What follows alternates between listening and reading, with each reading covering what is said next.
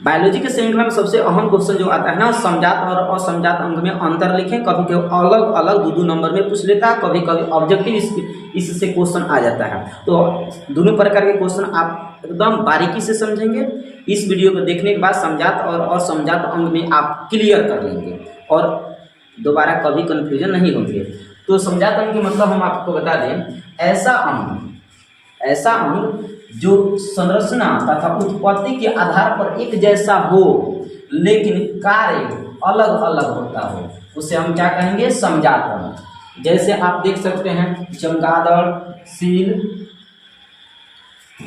मतलब ये कौन वाला है, लायन मतलब शेर का जो अग्र का जो पाद, अग्रपाद मतलब होता है अगला पैर, अग्रपाद बोलते हैं।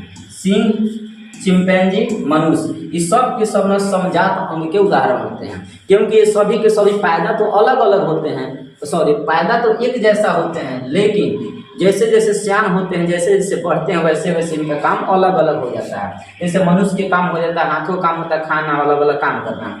और चिंपैंजी के हाथ होता है कूदना, खाने में इसका काम होता है।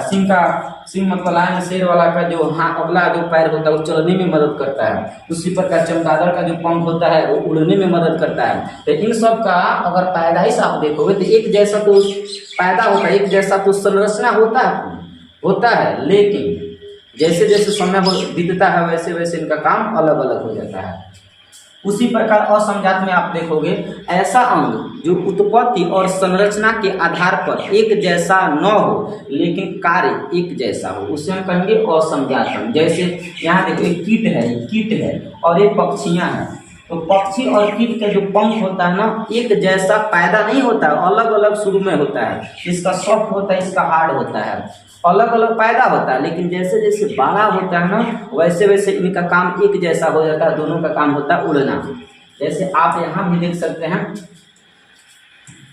परिभाषा में समझाता हूँ, किसे कहते हैं, ऐसा अंग जो संरचना और उत्पत्ति के आधार पर एक जैसा हो लेकिन कार्य अलग अलग हो। जैसे मनुष्य के हाथ और पक्षी के पंख, मनुष्य के हाथ अगला हाथ और पक्षी के जो पंख होता है, वो दोनों के दोनों जो पैदाइश होता है एकदम सॉफ्ट होता है, एकदम मतलब एक जैसा होता है। लेकिन जैसे जैसे मनुष्य बड़ा होता है, पक्षी बड़ी होती है, इसका काम हो जाता है उड़ना, इसका काम हो जाता है खाना पीना, टहलना, खाना पीना।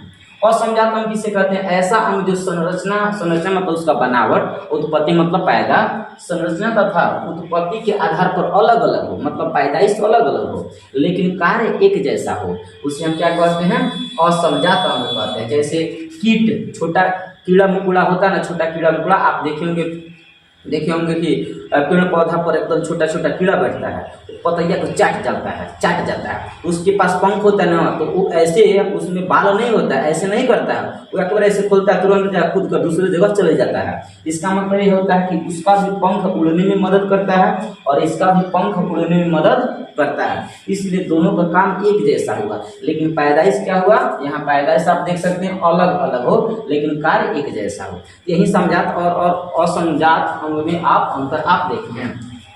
तो इस वीडियो को देखने के बाद आप तो एकदम क्लियर कर लिए होंगे समजात और असमजात अंग में क्या अंतर है। Okay, thank you.